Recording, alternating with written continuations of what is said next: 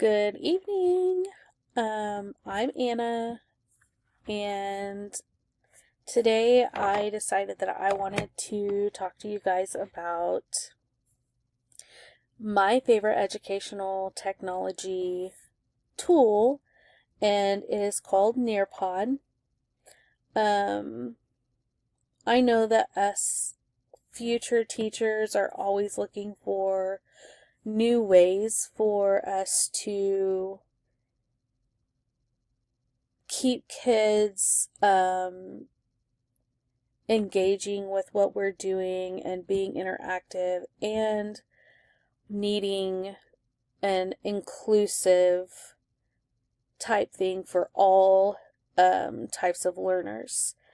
And I do believe that Nearpod is a perfect fit for that. There's so many things on here that I know that I haven't quite figured out everything, but this is going to be what I have found so far. So in this video, I'm going to walk you through how to create a Nearpod lesson, and we're going to highlight on some of the coolest features like time to climb and draw it, and then I will try to explain to you how I would use it in the classroom.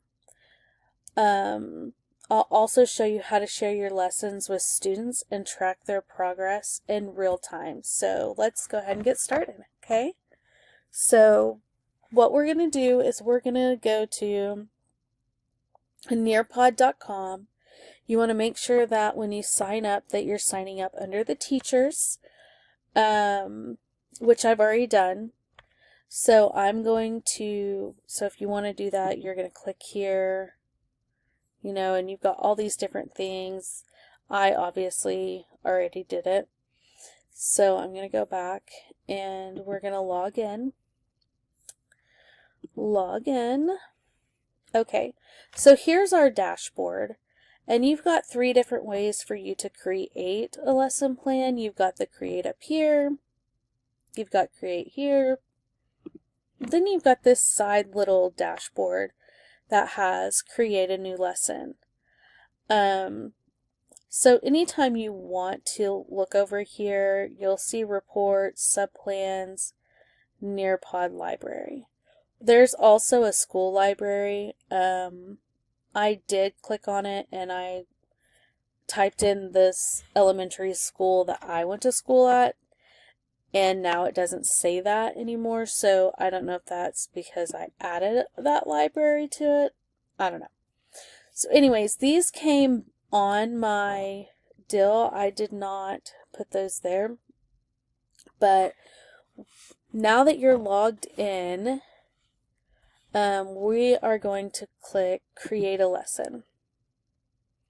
So now you have 4 different ways to create a lesson. We obviously can't do this one because we don't have the gold feature. But you've got create a lesson from scratch, upload a lesson, explore the Nearpod library. Right now, we are going to create a lesson from scratch. So we are going to add content and activities, and we want to click slides. And then you're going to come over here and click add. Come on. I don't know what it is doing. Okay. And then you've got slide themes over here. Oh, here, let's do the chalkboard. So,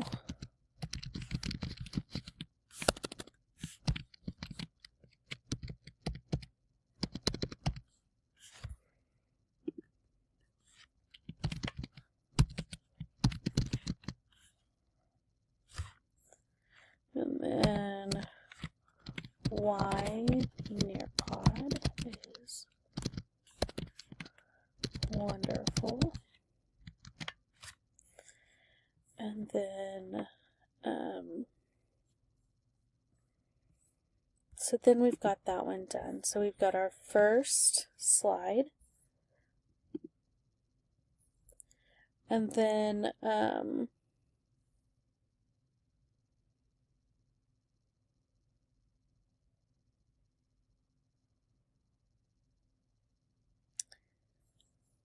so we've got that first. This will be our welcome to my class. This is going to be our new lesson plan. But we're going to stop there. So then when you get done with your lesson plan, you're going to hit save and exit. So then it comes up right here. So now we have our new lesson plan for today.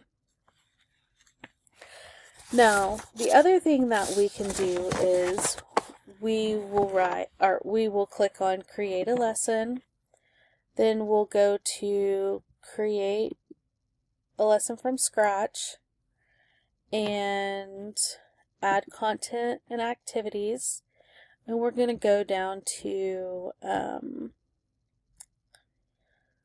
what was it?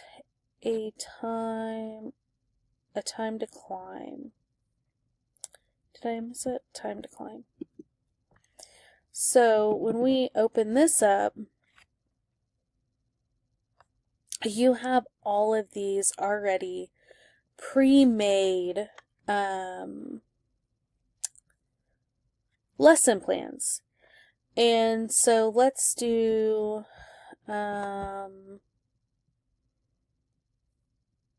animals.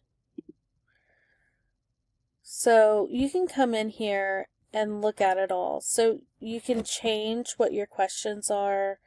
You can put pictures on there. You can do any of those. And the point of a time to climb is that the students are racing to go up the mountain. So the faster they answer their questions, the quicker they get to the top of the mountain. So we're going to go ahead and save that one. And then we're going to add another one. So I want to show you the draw it. So we're going to come back there and we're going to go to here, draw it. And so we also, let's do the cursive letter V.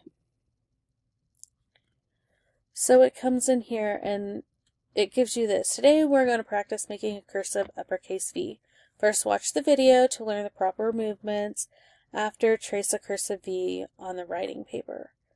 So to me, that's a big deal. Like, they can just take it, and don't judge me because I am not the best at tracing. And so I feel like some of these kids, this is nerve-wracking to me, but I would have probably liked it when I was in school. So they can do that. Isn't that cool? Anyway, so we're going to save and exit that one. And then we're going to come into this one. We're going to create another one. And we are going to do quiz and polls. Of course. So let's do a poll. Let's say, are Snickers the best? We're going to say no and yes.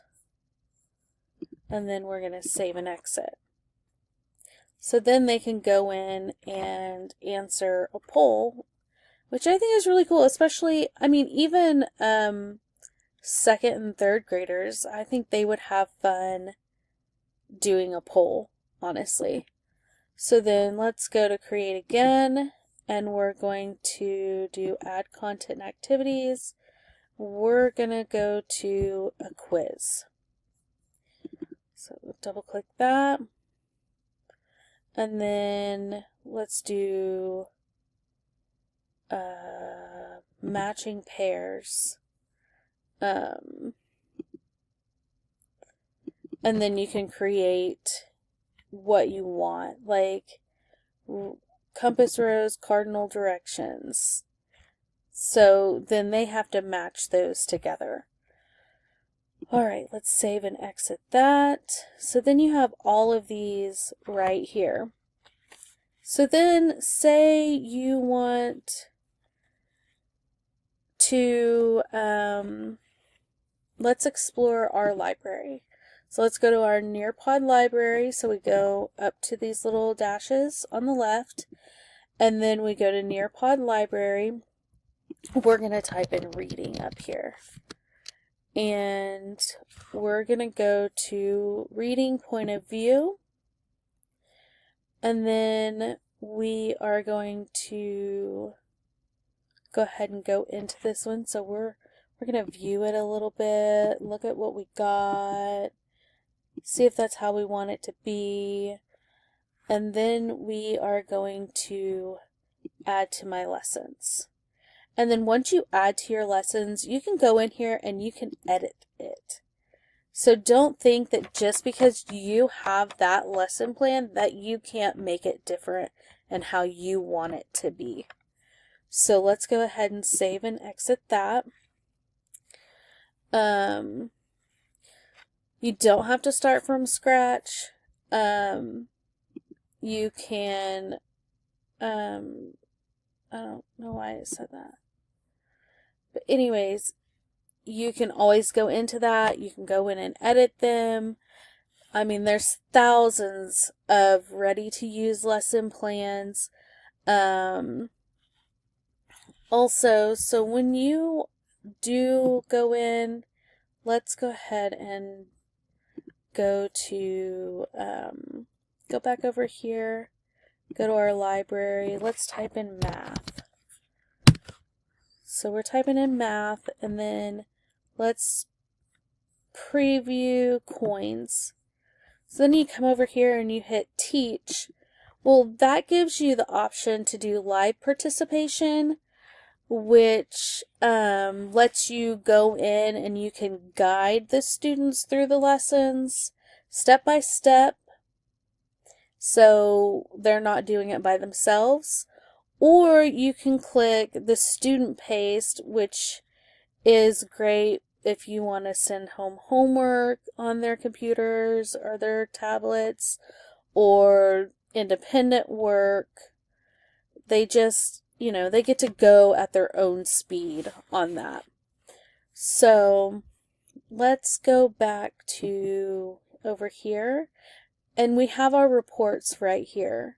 So when you I don't have any because obviously I don't have a class, but you come in here, you can search by your lesson name, but it'll come up here and it'll show you how every student has done in that certain lesson plan, which I think is really cool. It makes it a lot easier.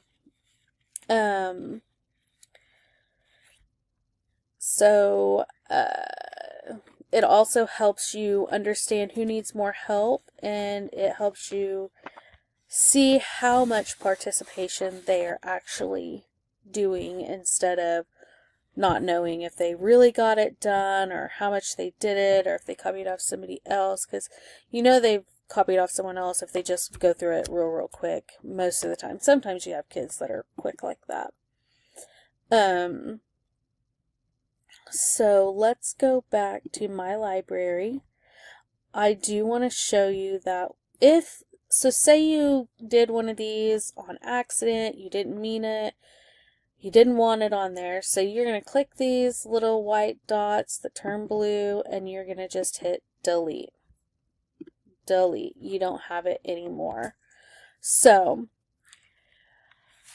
in my opinion, Nearpod has made it so much easier to create engaging lessons that meet students where they are. I feel like I can make learning fun, interactive, and meaningful. So, thanks for watching. I hope this helped you see how Nearpod can fit into your own teaching toolkit. Have a great day. Bye.